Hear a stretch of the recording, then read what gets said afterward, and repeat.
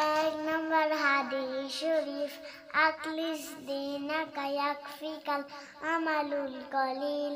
হাদিস শরীফের অর্থ, তোমার ঈমানকে খাঁটি করো, অল্প আমলই নাজাতের জন্য যথেষ্ট হইবে। ২ নম্বর হাদিস শরীফ, খায়রুকুম মান তাআল্লামাল কুরআন ওয়া আল্লামা। হাদিস শরীফের অর্থ, তোমাদের মধ্যে সর্বোত্তম উত্তম ওই ব্যক্তি যে কোরআন মাজিদ শিক্ষা করে এবং শিক্ষা দেয়। ৩ নম্বর হাদিস শরীফ, তলাবুল ইলমি ফারিদাতুন আলা কুল্লি মুসলিম।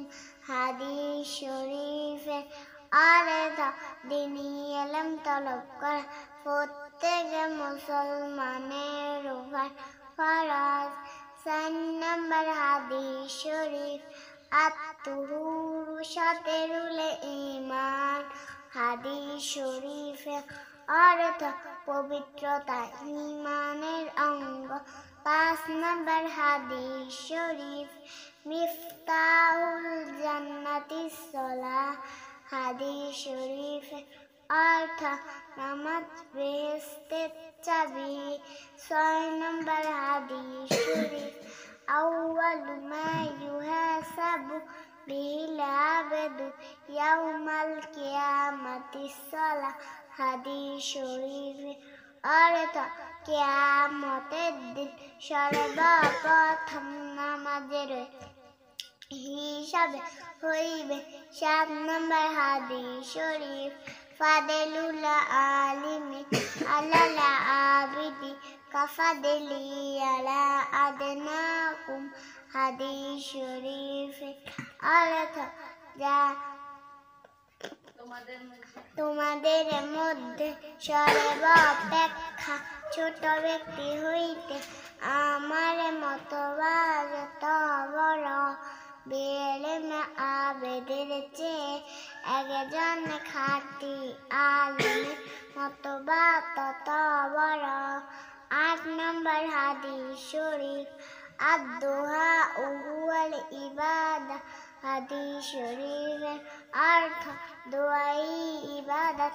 ৯ নম্বর হাদিস শরীফ, মাল্লাম ইয়াসআলিল্লাহ ইয়াগদাব আলাইহি।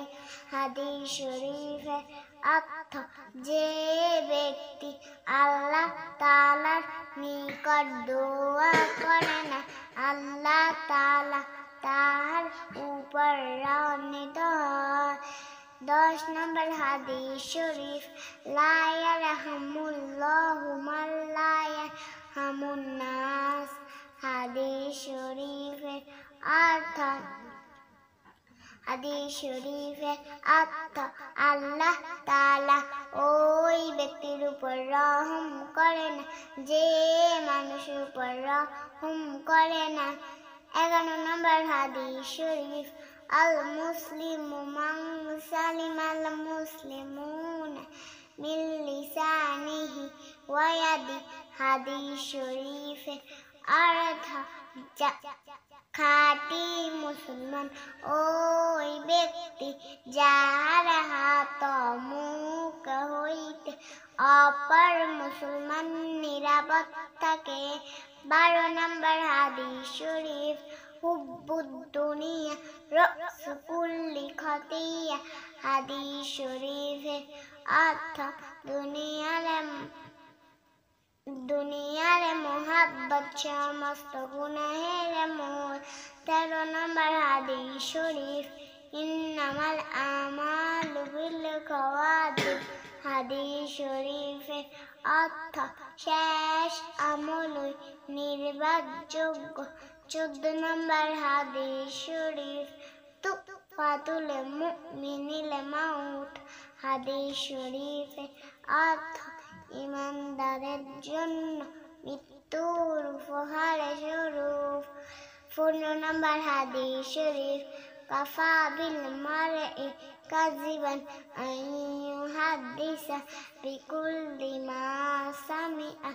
হাদিস শরীফের অর্থ যাহা শোনে তাহাই বলিতে থাকা। কোন ব্যক্তি মিথ্যাবাদী হওয়ার জন্য ইহাই যথেষ্ট।